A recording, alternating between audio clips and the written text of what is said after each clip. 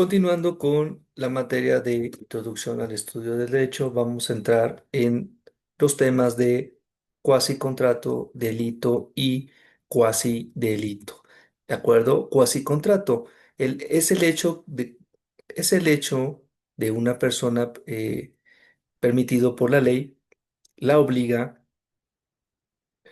hacia otra u obliga hacia ella sin que entre ambas exista ningún convenio. Por ejemplo, la gestión que una persona hace de los negocios de un ausente sin que éste le haya dado el encargo. ¿De acuerdo? Es también un cuasi contrato que obliga a la primera a rendir cuentas y el ausente a indemnizar al gestor por los desembolsos realizados con motivo de la gestión. En los cuasi contratos no hay consentimiento. En los cuasicontratos no hay consentimiento para que se produzca la obligación como sucede en los contratos, sino que es la ley o la equidad natural las que crean, por ejemplo, la gestión de negocios. El cuasidelito es el acto dañoso realizado sin intención de producir un mal, pero que se deriva de una responsabilidad civil para el autor del delito. El Código Penal lo llama delito no intencionado o de imprudencia. El delito es un acto o omisión sancionado por las leyes penales. Los delitos y los cuasi delitos difieren de los cuasi contratos, en que estos son permitidos por las leyes, mientras que el hecho constitutivo del delito o cuasi delito es condenable. ¿De acuerdo? Entonces, estos son los conceptos de cuasi contrato, delito y cuasi delito. Vamos a pasar entonces a el tema de sujetos del derecho. ¿Qué es una persona física? El persona física es el ser humano desde que nace y es viable hasta que muere, a quien se le atribuye capacidad de goce y de ejercicio, y desde que es concebido se le tiene por persona para los efectos declarados por la ley. Es viable. ¿Qué significa esto? Aptitud de vivir. El ser humano que ha vivido 24 horas posteriores a su nacimiento o es presentado vivo ante el oficial del registro civil. La persona física es todo sujeto susceptible de ser titular de derechos y obligaciones, sea mujer o sea hombre, ¿de acuerdo? Ahora, la capacidad jurídica. La capacidad jurídica de las personas físicas se adquiere por el nacimiento y se pierde con la muerte. Pero desde el momento en que un individuo es concebido, entra bajo protección de la ley y se tiene por nacido para los efectos de la normatividad correspondiente. En el derecho civil solo se reputa nacido el feto que, desprendido en- enteramente del seno materno vive 24 horas o es presentado vivo al registro civil, esto no quiere decir que de ninguna manera, perdón, que antes de reunirse esas condiciones, el concebido o el ya nacido no sea persona. O bien, si es nacido, sería absurdo el pensar que la persona comienza por la inscripción en el registro civil o que comienza en la hora 24 de haber nacido, lo que así lo interpretan o así lo interpretarán, podrían también afirmar que no es asesinato matar a un niño ya nacido a la hora 23 después del alumbramiento. Y sí sería homicidio matarlo posterior a la hora 25, a lo que el derecho civil hace referencia con estas normas es al principio formal de la persona humana, no al principio natural de la persona humana. ¿De acuerdo? Hay que ver esta relación, la formalidad que el derecho da y la naturaleza de la persona. Son dos temas completamente independientes. El derecho civil no perjudica o no prejuzga sobre el inicio de la vida, porque no es de su competencia establecerlo. Solo está señalado requisitos para que ese ser humano que ya existe puede adquirir en definitiva los derechos y obligaciones que ya antes El propio derecho no puede dar personalidad a un sujeto que no existe.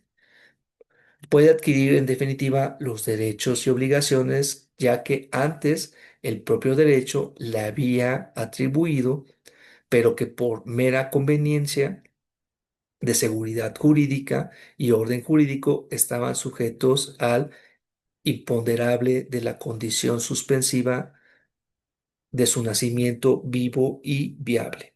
Recapitulando, cuando se afirma que el Código Civil, en el Código Civil que solo reputa el nacido que es presentado vivo al registro civil o vive 24 horas desprendido del seno maternal, no se está diciendo de ningún modo que antes la persona no existía. Solo se indica que la personalidad para efectos civiles únicamente se consolida plenamente en aquella persona humana en la cual se dan los requisitos mencionados.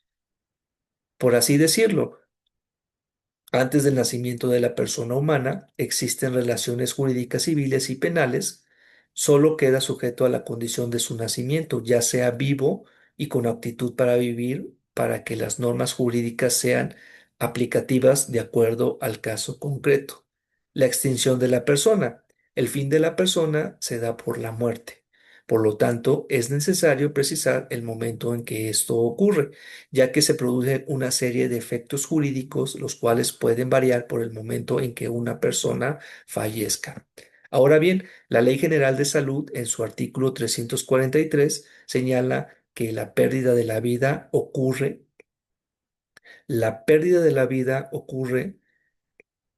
cuando se presenta la muerte encefálica o el paro cardíaco irreversible. La muerte encefálica se determina cuando se verifican los siguientes signos: ausencia completa y permanente de conciencia, ausencia permanente de respiración espontánea y ausencia de los reflejos del tallo cerebral manifestado por arreflexia pupilar, ausencia de movimientos oculares en pruebas vestibulares y ausencia de respuesta a estímulos nociceptivos. Se deberá descartar que dichos signos sean producto de intoxicación aguda por narcóticos, sedantes, barbitúricos o sustancias neurotrópicas. ¿De acuerdo? Por otro lado, el Código Civil del Estado de México considera la ausencia de las personas, que quiere decir cuando éstas no tienen noticia cierta del lugar en que se encuentra o incluso si existe. Tan es así que la situación jurídica de éstas es incierta toda vez que se sabe si están vivas o muertas. El término que señala este ordenamiento legal es de pasados 2 años y puede pedir la declaración de ausencia. Entonces, este sería el tema por la pérdida o extinción de la muerte. Vamos a pasar ahora a las personas jurídicas o morales. También se les denomina personas jurídicas colectivas y son entidades formadas para la realización de los fines colectivos y permanentes de los hombres, a la que el derecho objetivo reconoce capacidad para tener derechos y obligaciones. Las personas jurídicas colectivas pueden ejercitar todos los derechos que sean necesarios para realizar su objeto, siempre y cuando no contravengan el interés público. Son personas jurídicas colectivas reconocidas por el Estado las siguientes: el Estado, municipios y sus organismos de carácter público, las asociaciones y las sociedades civiles, las asociaciones y organizaciones políticas estatales, también las instituciones de asistencia privada, las reconocidas por las leyes federales y de las demás entidades de la República. Las personas jurídicas colectivas se rigen por las leyes correspondientes, por su acto constitutivo, por sus estatutos, actúan y se obligan por medio de los órganos que lo representan. Los atributos de las personas físicas, a diferencia de las personas morales, son las siguientes. Persona física, la capacidad. También las personas morales tienen esta capacidad. Personas físicas, nombre.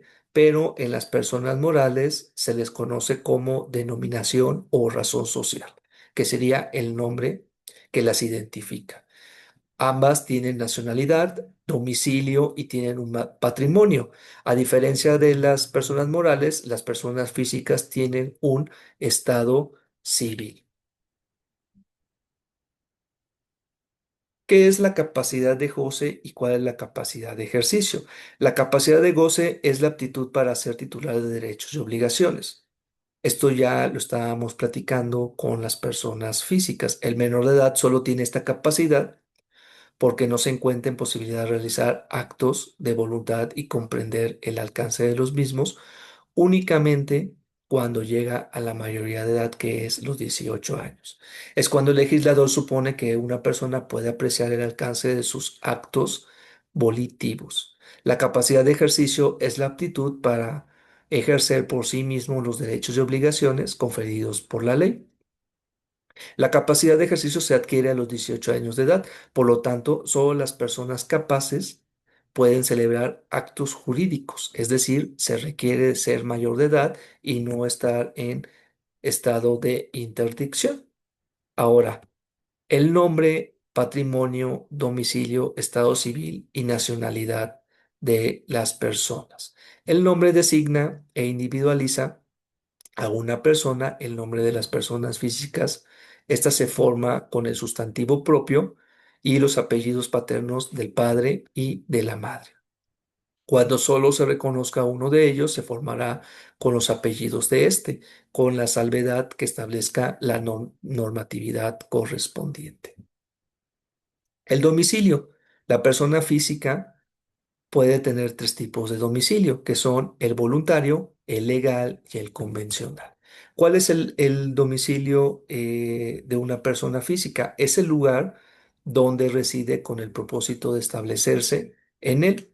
A falta de este, el lugar en que tiene el principal asiento de sus negocios y a falta de uno u otro, el lugar en que se halle se presume con el propósito de establecerse permanentemente en un lugar cuando se reside por más de 6 meses en él, siempre y cuando sea perjuicio de un tercero. ¿De acuerdo? Domicilio voluntario es aquel que la persona elige. El domicilio legal es el lugar donde la autoridad judicial competente o la ley le fija su residencia para el ejercicio de sus derechos y cumplimiento de sus obligaciones. El domicilio legal del menor de edad no emancipado, el de la persona cuya patria potestad y custodia esté sujeto, del menor que no esté bajo la patria potestad y del mayor incapacitado es el del tutor. ¿De acuerdo? El de los militares en servicio activo, el lugar del territorio del estado en que estén destacados. De los servidores públicos, de cuerpos diplomáticos o consulares, el lugar donde desempeñen sus funciones por más de 6 meses. Los que por tiempo menor desempeñan alguna comisión no adquirirán domicilio en el lugar donde la cumplan, sino que conservarán su domicilio anterior. De los sentenciados a sufrir una pena privativa de libertad por más de 6 meses, el lugar en que ésta se ejecute. Y también está el domicilio convencional. Es en el que la persona tiene derecho a designar para el cumplimiento de determinadas obligaciones. ¿De acuerdo?